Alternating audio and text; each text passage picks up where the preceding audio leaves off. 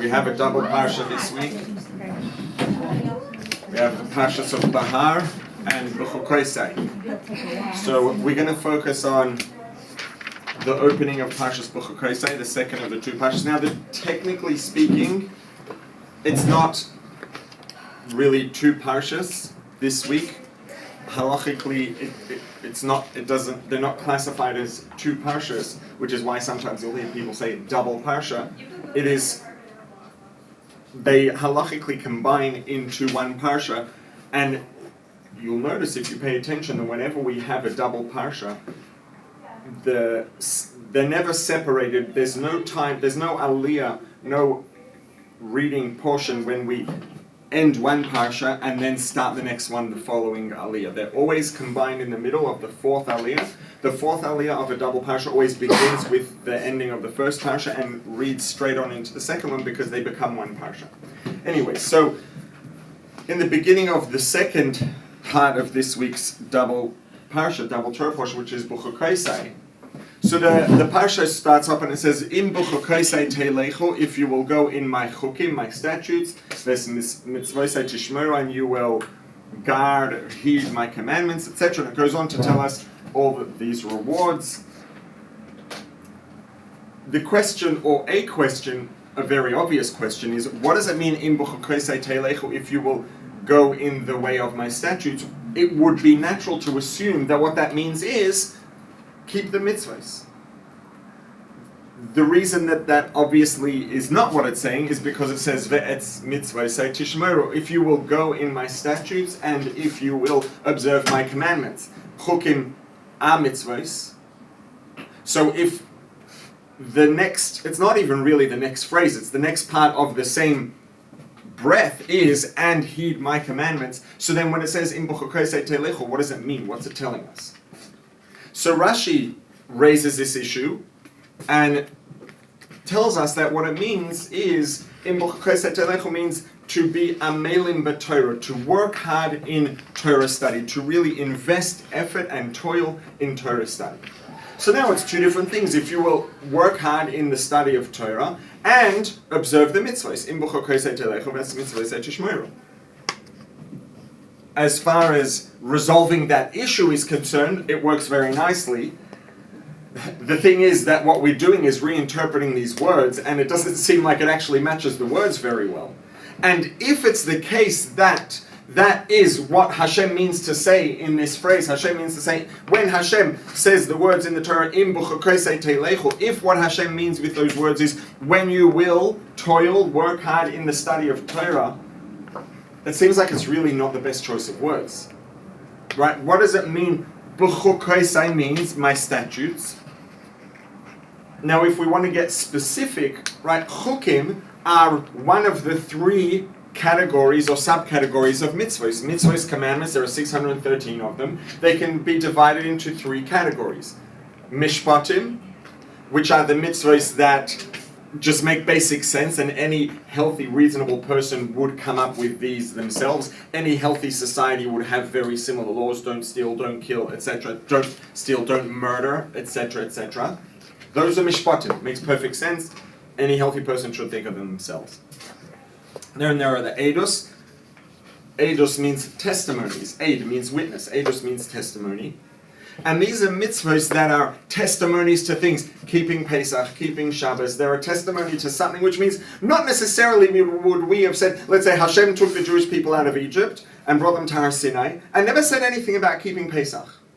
Would we necessarily have said, duh, obviously like every year we have to keep this festival for 7 days, and on the first day and the last day you can't do any work, and you can't eat any chametz for 7, like there's no way it's expected that we would have come up with this mitzvah and this set of mitzvahs per se. That being said, once Hashem gave them to us, it's like, yeah, we get it. It's not so hard to understand, it's not rocket science. So the difference between mishpatim and eidos is mishpatim are things that should be a given for any healthy, decent person. Eidos, there's no reason it should be a given, but we get it, makes sense. Chukim is the third category of mitzvahs, and these are mitzvahs that don't make any sense. There is no explanation, there is no logical explanation, there's no way that you can, there's no reason you can provide for why we should do these mitzvahs. That's chukim. We do them anyways. These are like the quintessential example of this is the halachas of purity and impurity. Tuma and Tara, people make it's a relatively common mistake or misunderstanding that, and it leads to, sometimes a lot of tension, is the incorrect perception of Tuma and Tara as having something to do with cleanliness or anything like that. Tuma and Tara has nothing to do with hygiene, nothing to do with cleanliness. It's a non-physical state of purity or impurity. It's got nothing to do with hygiene or cleanliness or anything of the sort. There's no pathogens involved, it's not infectious. There are kinds of tumah that can resemble infection in terms of the ability to spread, but it's got nothing to do with anything hygienic or anything like that. But just the Torah says these things are impure and the impurity works this way and it spreads and this is the way to become pure. So, if with this phrase, Im b'chukosei teilechu, the message is you will work hard, invest deeply in the study of Torah, if Hashem is going to phrase it using a word that's associated with mitzvahs, because it kind of makes sense, because of the huge part of learning Torah is learning about the mitzvahs. But really, of all the categories, you had to pick chukim. Chukim are the category of mitzvahs that are on the extreme of not having any logical basis. It's not that we are not sufficiently in touch to understand. There is no rational basis. There's no basis in reason or logic for these mitzvahs. And what's the point of Torah studies? Torah study is about understanding. The mitzvah of Torah, of learning Torah now, yes, it's true that it's not necessarily, it's a bit of an oversimplification because, for example, halachically, right, in the morning, part of the brachas we say is birchas HaTorah. We say a brachas on learning the Torah. Al divrei Torah, etc., asher b'chabanu, b'harev. And one is not allowed to learn Torah without saying those brachas first. The question is, what classifies as learning Torah? If I open a Mishnah, I open Shulchan Aruch, something like that, and I don't understand a word, I don't understand the translation, I don't understand the meaning, nothing, and I just read the words, and I didn't say Birchas HaTorah in the morning, that's fine, because I'm not learning. I'm just like saying words that I don't understand. When it comes to Torah Shebechsav, the written Torah, Tanakh, Torah Nevi'im Ksuvim, it's Torah Shebechsav, it's Torah. And the fact that it's written is not just a description of the part that was always written versus the part that started out oral before we recorded it. It's actually an integral part of the nature of the Torah, so that if one wants to read a pasuk, even if they don't understand even the basic translation meaning nothing, one does have to say Birchas HaTorah before reading those words, because they are Torah Shebechsav, the written Torah. You read those written words, that's considered learning Torah. True. But first of all, that's only Torah Shebechsav, and if you would, draw a map of the amount, the quantity of Torah Shebechsav versus Torah Sheba'al Peh, written Torah versus oral Torah, it's not even close. It would be like, a drop in the ocean, the size of the written Torah relative to the breadth of the oral Torah. And the oral Torah is something that can increase in volume and magnitude forever. So, just in terms of a volume or a percentage of Torah, the vast majority is the oral Torah, which has to be understood. You don't have to say Birchas HaTorah unless you, before a Mishnah, unless you understand it. You don't understand it, you don't have to make a bracha. Why? Because you're not learning. Saying words isn't learning. So, the point of learning Torah, and there are when it comes to the mitzvah of learning Torah, there are multiple facets. There is the mitzvah of Talmud Torah, there's the mitzvah of Yedias Torah, which is to know the Torah, to understand the Torah.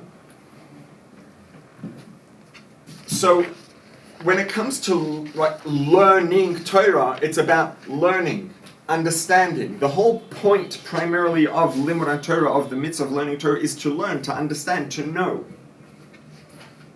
It's study, it's the pursuit of knowledge, of information. And when we sit down to learn Torah, we are there to learn, to gain information, to gain understanding. What we're engaging in is an academic activity. Now, obviously, the value of Torah is not academic.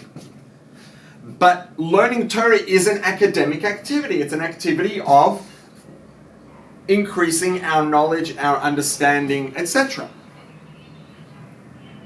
And of all the mitzvahs, mishpatim, yeah, it makes sense. You learn about mishpatim, what they mean, why they make sense, how they make sense, etc., the logic, the reason. Eidos, yeah. The extent to which mitzvah of eidos, the testimonies, is entirely, they're more or less just as logical and reasonable, just we wouldn't have necessarily needed to conclude them if we're a healthy person. Fine. When it comes to chukim, there is no logic, there is no reason. How much can you learn about a chuk? You can learn the pasuk says, this is what you do, this is what you don't do. Why? Sorry, don't know. What's the reason? There is no reason, because Hashem said so. The amount that you can learn and understand is so limited. It's such a small part of the picture. Why would that be the variety of mitzvah that Hashem chooses with which to articulate? And you should engross yourselves in the study of Torah. You should invest in the study of Torah. If the study of Torah is about learning, understanding, why would he choose the category of mitzvahs that has no logic or rational basis, and the amount that you could even learn is so minimal? Why is that the choice? Now, obviously, it is the choice, and obviously there's a good reason. The question is, what is that reason? Because it doesn't seem, at first glance, like it would be, at face value, the best choice. It seems like the one that you would choose last of all. The question is, why? If we look at the word chayk,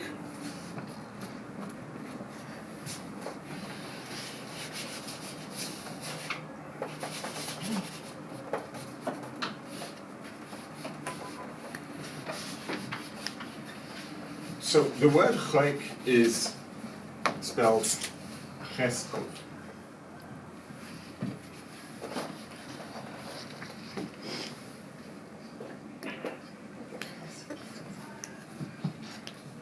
The Medrash says that part of the reason why it's called a chayk, or a message that we can take from the fact that it's called chayk, however we want to word it, is that Hashem says chukah, it's actually spelled like this in the Medrash, chakakti.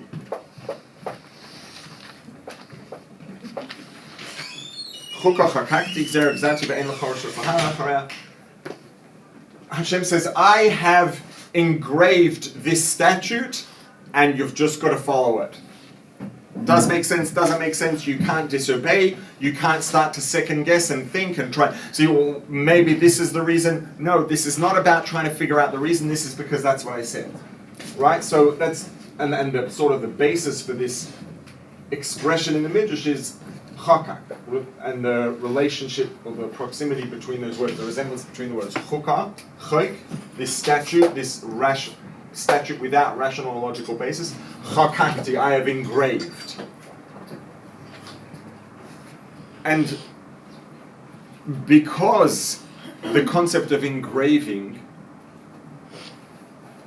is inherently related to chukim, this is the reason that this is the variety of mitzvahs that Hashem chooses to represent and with which to communicate this idea of learning Torah. Why? What does it mean that something's engraved? When you engrave writing, let's say, right, the sort of conventional, stereotypical engraving would be engraving writing on a stone, right? That's the origin of hieroglyphs and all sorts of writing before paper existed. The way that people would record information in writing was by engraving into a stone.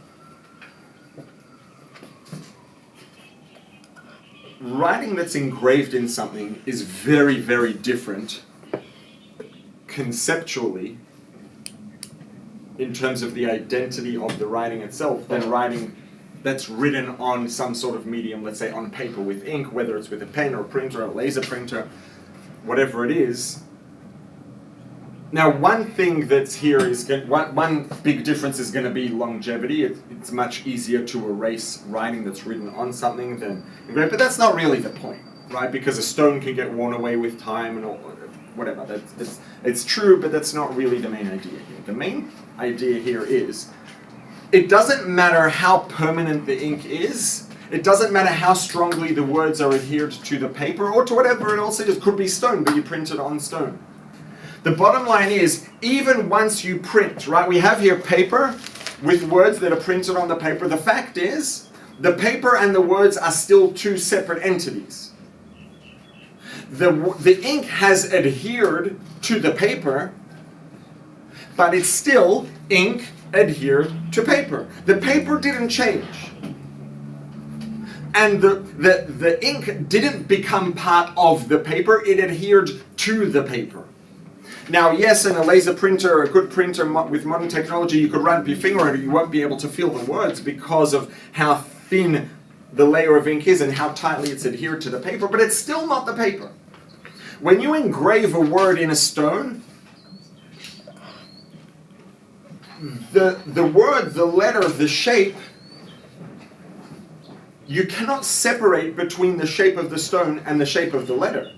The shape of the stone is the shape of the letter, defines the shape of the letter. If you hold a, let's say you take a stone and you engrave a shape, just a circle, right? You engrave a circle, but you engrave it all the way through, so you've basically cut a hole through this stone. If I, hold a stone here and I'm saying, where's the circle? The circle's there. Well, there's the stone and then there's the circle in the stone. What about if I take the stone and I move it over here? Right, it's the same, there's different air molecules inside the circle now. What changed? Nothing changed, because the circle is actually defined by the perimeter of the stone, the shape of the stone. The edges of the stone form the letter, the words, the shapes that are engraved in it. You cannot separate them. The letters are defined and determined by the shape of the stone. Or you could say it conversely, and neither one is more or less correct than the other, because it's just a mutual equal relationship. The shape of the stone is determined and defined by the shape of the letters, words, whatever it is that you have engraved into it. They are the same thing. The shape of the stone is the shape of the letters. The shape of the letters is the shape of the stone. It's not really about permanence, because you could, come up with another hammer and chisel or engraving tool and just erase it all and just make one big mess, or engrave the whole thing, hollow the whole thing out. It's not about the permanence. It's about the identity. The shape of the letters, the thing that actually forms the letters. And it's not just identity as in some sort of subjective experiential thing. The actual existence of the letters is defined by the shape and existence of the stone, and vice versa. They are ultimately the same thing. They're two parts of the same thing. You can call it the shape of the stone, or you can call it the shape of the letters. They're both equally true, because the shape of the stone is the shape of the letters, and the shape of the letters is the shape of the stone. You can't separate them, not because of how strongly they're adhered. You can't separate them because there are no two things to separate. There's only one thing here, which is a shape. Shape of what? It's a shape of two different things, the stone and the letters. And this is the message here, and this is why Hashem chooses to use the word b'chukaisai.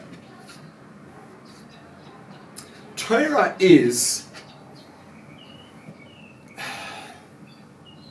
going to do a bit of a detour here.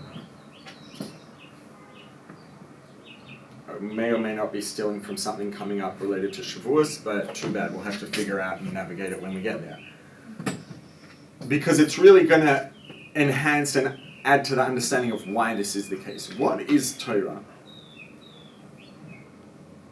I'm just going to I'm not going to dive too deeply into it, but there's an expression that says, Chochma b'goyim tamin, to say that there is wisdom, knowledge, information in the hands of those who are not Jewish. You could believe that, why not?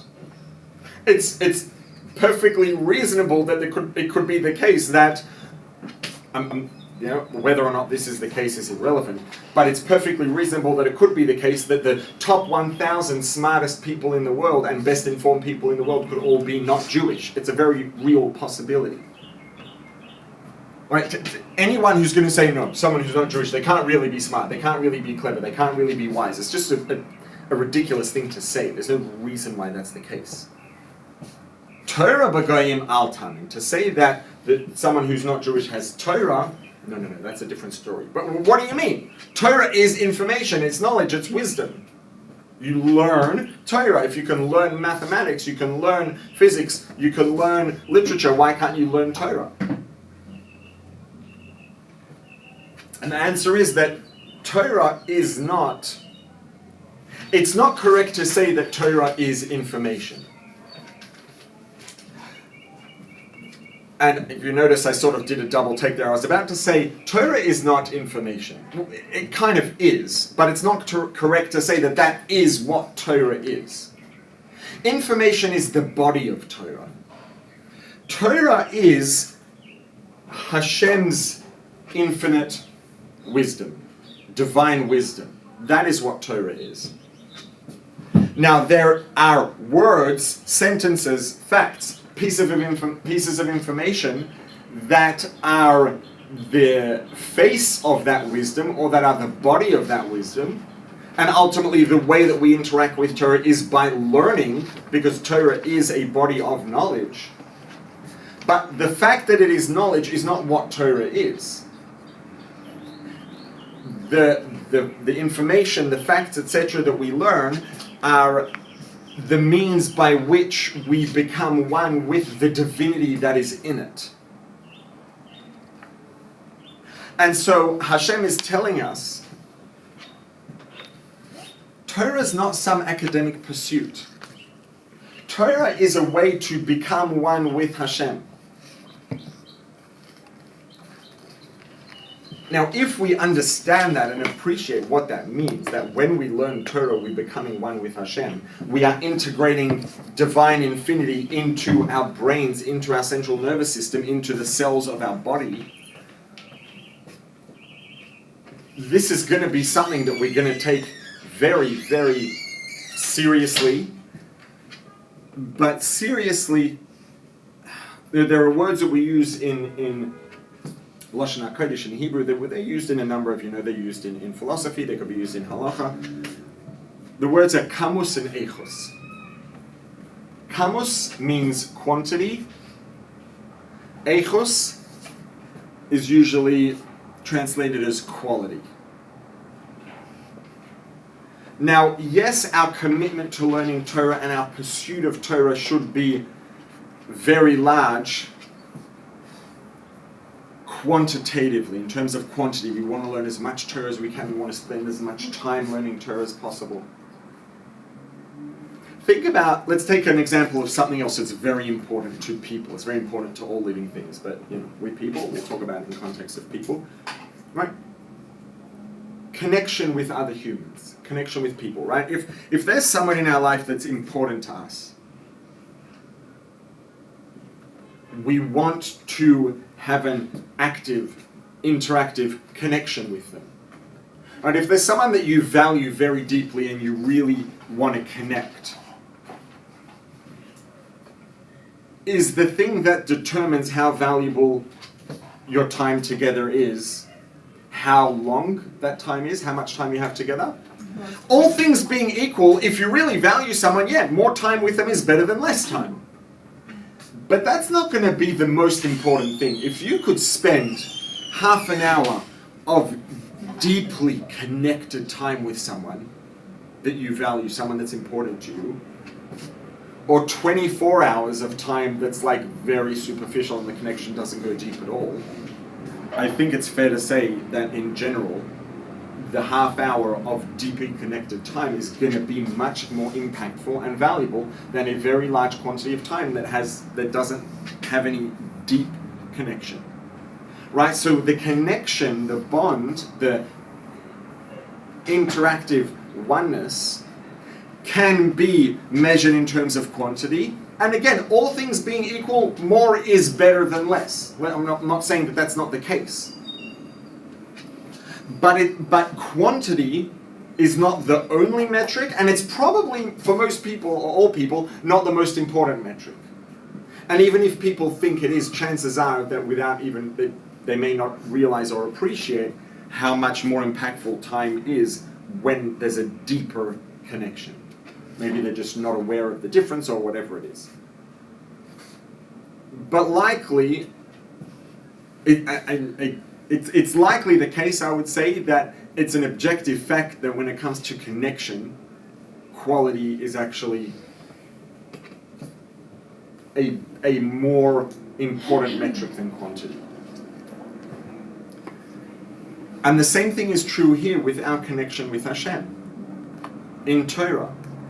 Yes, all things being equal, learning Torah for a greater amount of time is better than learning Torah for a lesser amount of time. Understanding more Torah, learning more Torah is better than learning less Torah.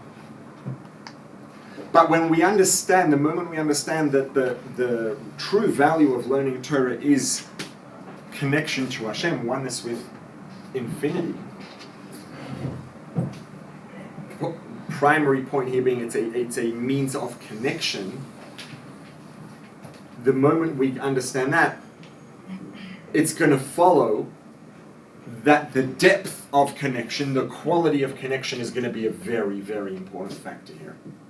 And this is why Hashem says to us, Torah is not just information. Information, knowledge is power, true, knowledge is valuable, true, all of those things are true, but that's not what Torah is.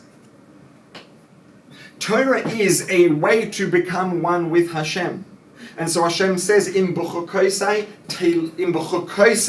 teilechu.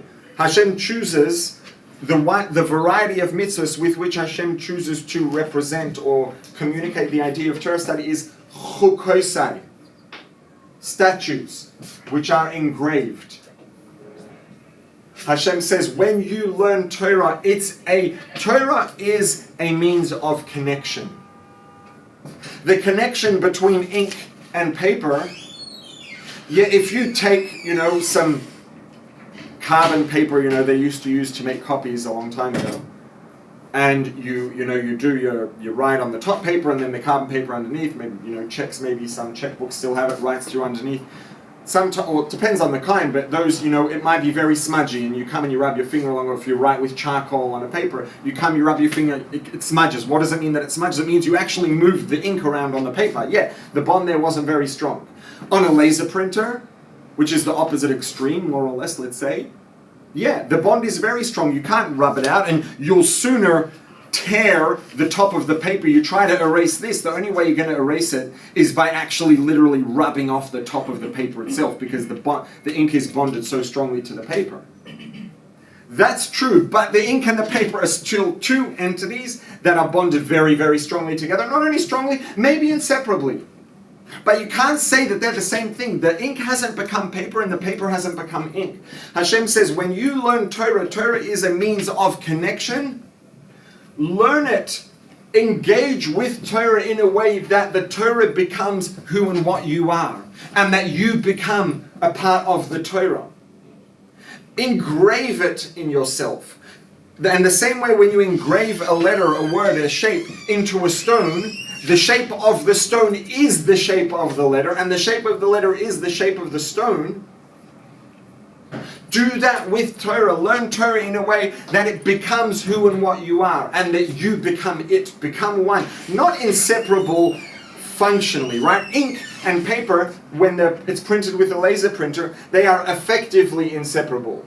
They're not conceptually inseparable. Conceptually, you think about what they are. They're two separate things. There's paper, there's ink, two separate entities that have been bonded inseparably. The letters that have been engraved on a stone have not been bonded inseparably. They have become the shape of the stone. And you could call it the shape of the stone, you can call it the shape of the letter. You're referring to the same thing because they are the same thing. The letters have become the shape of the stone, and the stone has become the shape of the letters. And Hashem tells us, learn Torah that way. It's not just about the volume of Torah you learn. It's not just about the amount of time you spend learning Torah. Torah is a means of connection. When it comes to connection, depth of connection is everything. Quality of connection is everything. And so Hashem says, learn Torah, engrave it in yourself, make it become that which defines who and what you are. It defines, your shape is defined by it because it's engraved in you. And this is why Hashem specifically uses chukim, b'chukoisai teilechu. Learn Torah, don't just learn it. Learn a lot of it, absolutely. More is better, all things being equal. But understand that it's a point of connection and there is nothing that can replace making that connection deeper. Making that connection, increasing the quality of the connection, the variety of connection, not just the amount of the connection. Make the Torah be who you are. Not something you know, not something that you live your life by, but who you are. Engrave it. Make it become that which defines and determines who and what you are. It is who and what you are. So the point that you cannot even conceptually separate between yourself and Torah, because the Torah is you and you are it. They're not just effectively inseparable, like lasering printed on paper. They're conceptually inseparable. They are the same thing. Become the same thing as Torah. Now, let's get to the next one. It says, B'chukoisai teilechu.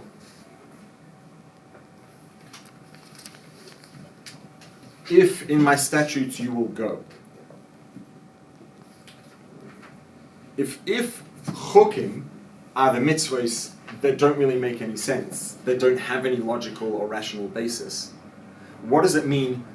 Halicha means movement, progress. You will progress. It makes sense when it comes to mishpatim. Yes, you will progress. The complexity of your understanding and appreciation will progress, and therefore your connection and the meaning and all of that will progress. Makes sense to say teilechu. You will progress in your observance of mishpatim, because you can always understand more. Even when it comes to edus, to the testimonies, you can understand more and make progress in terms of what your observance of this mitzvah means. And we're not just talking about making progress in terms of keeping the mitzvah to a greater degree.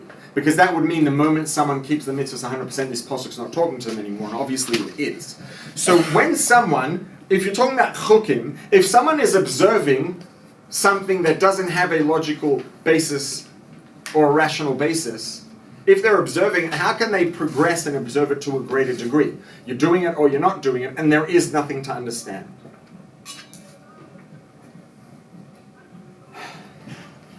The truth is that the message here is, in a sense, kind of the opposite. You know, I'm trying to think of like a specific tangible example, and nothing's coming up. But you know, people will talk about, we talk about going, right? I'm going. Where are you going? I'm going somewhere. I'm going somewhere. I'm going a short distance. I'm going a long distance. And sometimes people will say, I'm just going. I'm just going to go. Right? When someone says, I'm just going to go, what's the image, the vision you have? They're going far. Like there's no end. They're just like, whoa, no end in sight. They're going all the way. All the way where? Just all the way. There is nowhere. Just further and further and further. I'm just going. Right? The idea of going in its pure, undefined sense, there's no where and then I'm just going. Just going means as far as one can go. Right, and that's kind of the idea when someone says, I don't know, I'm just going. Generally, they're saying that in terms of getting away from something or just wanting to go all the way. I'm just going to go. So a going that's not defined as having a destination means going all the way.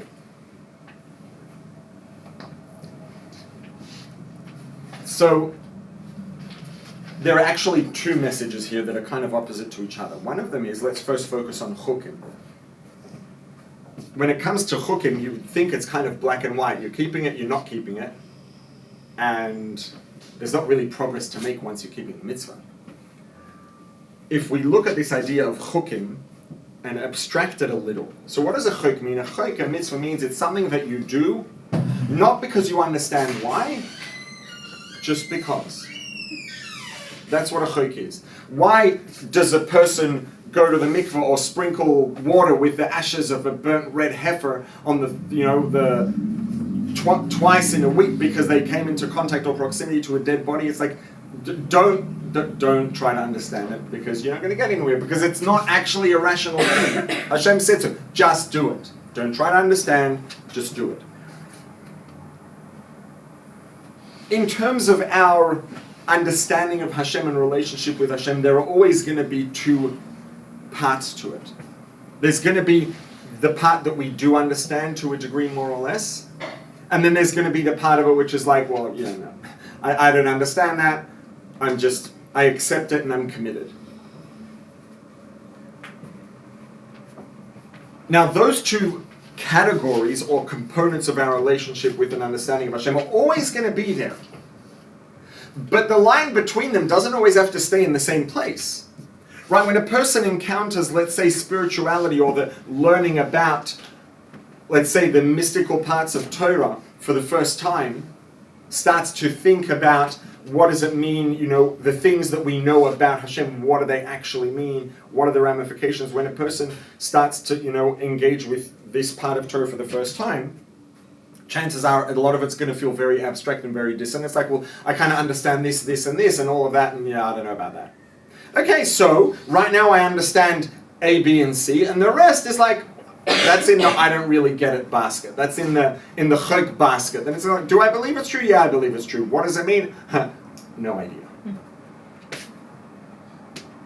Am I any less committed to that? No, that's what faith means. Faith, people say, can you prove something you believe in? Can you prove if you could prove it, it wouldn't be faith, it would be fact. Faith and fact are different things. And for someone to even ask, can you prove your faith? Often when people ask a question like that, they think that they're sounding very intelligent. They actually don't sound intelligent at all, because you can't prove faith by definition. Because faith means it's not a fact. You don't have evidence, you believe in it. And the line between what we understand and what we just believe in, accept in like a chok, as we continue to learn more and more, and as we develop the skill of understanding and relating to abstract ideas, and we pursue that, and we learn more, and we learn more, and we learn more, the boundary of what we can understand will expand. And the line between what we just understand and that which we have no idea, it's in the I don't know, I just believe it, I guess, basket, will continue to move. And so Hashem tells us, "Im b'chokoisai teilechu." Don't just accept that you can understand these things, and then there are those things that you can't understand, and just accept it and it is what it is. No. You're losing out on some of the greatest opportunities in life, which are to make your sense of purpose and your sense of meaning more complex, more profound, better informed, broader, more comprehensive. B'chokoisai, when it comes to things that are you just accept on faith and you don't understand, teilechu, make progress. Continue to push that boundary further and further and further out. Expand what you do understand. Expand what you can relate to and kind of get. So that b'chokoisai, when it comes to that which is a chok, which you don't understand and you just accept it, make progress. Keep on moving out further and further out. And the more you understand, the better informed and the more thorough and comprehensive and complex and better developed your sense of meaning will be, and your sense of purpose will be, and the richness in your life will be. And as that boundary continues to move out, it's not like, oh, now our belief, our emunah, the things that we just believe become less and less and less. That's infinite. It's not going to become any less. Infinity minus 1,000 is still infinity. You can't make infinity less. You don't have to worry about minimizing the amount of things we can have faith in. It's not going to be a problem. Guaranteed. And so that Hashem is telling us, become one with the Torah, engrave it in yourself, make it who you are, and don't settle or just accept the boundaries on what you can understand versus what you have to just accept. Not because there's something wrong with just accepting. It's important, and in some ways there is, purpose and meaning and connection in the emunah and the accepting beyond understanding. It's much more profound. The connection in a, let's say, I wouldn't say irrational, but super rational commitment is a deeper connection than that which comes through rationale. But you're not going to take away from that. You're only going to give yourself greater understanding and improve that and increase it. And when you do that, when you make the Torah be who you are, you engrave it and become Torah, and Torah becomes you. And you push the boundaries and you make progress in terms of what's on our side of the boundary, that which we do understand to a degree, relate to a degree, and the boundary beyond which it's just accept on faith, that boundary continues to move out. What happens as a result? Telechu. You will go. It doesn't say where you will go, because there is no where. There's no where that you're going to. You're just going. There's no limit. There's no limit on the progress we can make when we become one with Torah and we continue to move this boundary outward. Where are we going? We're becoming one with infinity. What do you mean where? There's no where. It's infinite. And that's why it says Telechu. Just going to go. Go all the way. Go into infinity. Become one with infinity. And make progress in a way that cannot be defined. There is no destination that you can articulate, because it's just infinite. You're going to infinity and becoming part of infinity.